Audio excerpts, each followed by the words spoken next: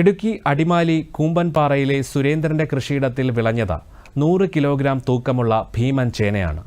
കാർഷിക മേളകളിലെ ഭക്ഷ്യവിള പ്രദർശന മത്സരങ്ങളിൽ പങ്കെടുത്ത് സമ്മാനങ്ങൾ നേടാറുള്ള ഈ കർഷകന്റെ ഭീമൻ ചേന വിശേഷങ്ങൾ അറിയാം. ഒരു റിപ്പോർട്ട്. ആനക്കാര്യങ്ങൾക്കിടയിൽ ഇത് വെറുമൊരു ചേനക്കാര്യമേയല്ല.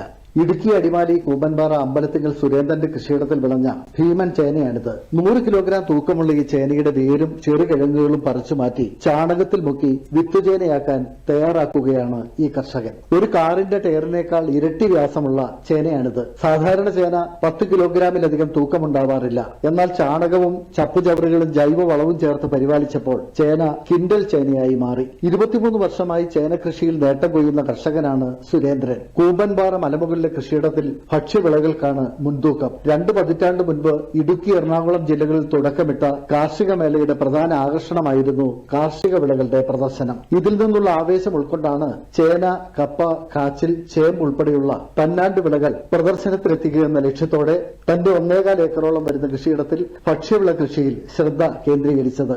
ഇത് ഒരു ഭീമൻ ചേനയാണ്. ഞാൻ എൻ്റെ ഒരിടത്ത് കൃഷി ചെയ്തതാണ്.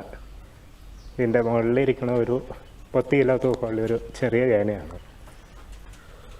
ഇത് ജൈവ കൃഷി മാത്രമാണ് ഇതിന് ചെയ്തിട്ടുള്ളൂ. ജൈവവളം മാത്രമാണ്, ചാണകപ്പൊടി മാത്രമാണ് ഇതിന് ഉപയോഗിച്ചിട്ടുള്ളൂ. നടാൻ അത്യാവശ്യം വലുപ്പമുള്ളതാണ്. 100 കിലോയുണ്ട് ചേന.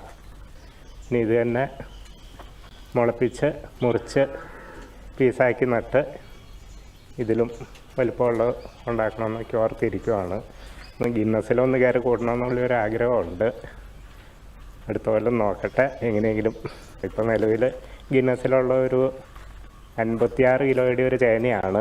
102 കിലോഗ്രാം തൂക്കം വരുന്ന ചേന, 120 കിലോഗ്രാം മരച്ചീനി, 110 കിലോഗ്രാം തൂക്കമുള്ള കാച്ചിൽ, 34 കിലോഗ്രാം തൂക്കം വരുന്ന ഇഞ്ചി തുടങ്ങിയവ കൃഷിയിടത്തിൽ വിളയിച്ച് ഇവ കാർഷിക മേളകളിൽ എത്തിച്ച് അംഗീകാരങ്ങൾ നേടിയിരുന്ന കർഷകനാണ് സുരേന്ദ്രൻ.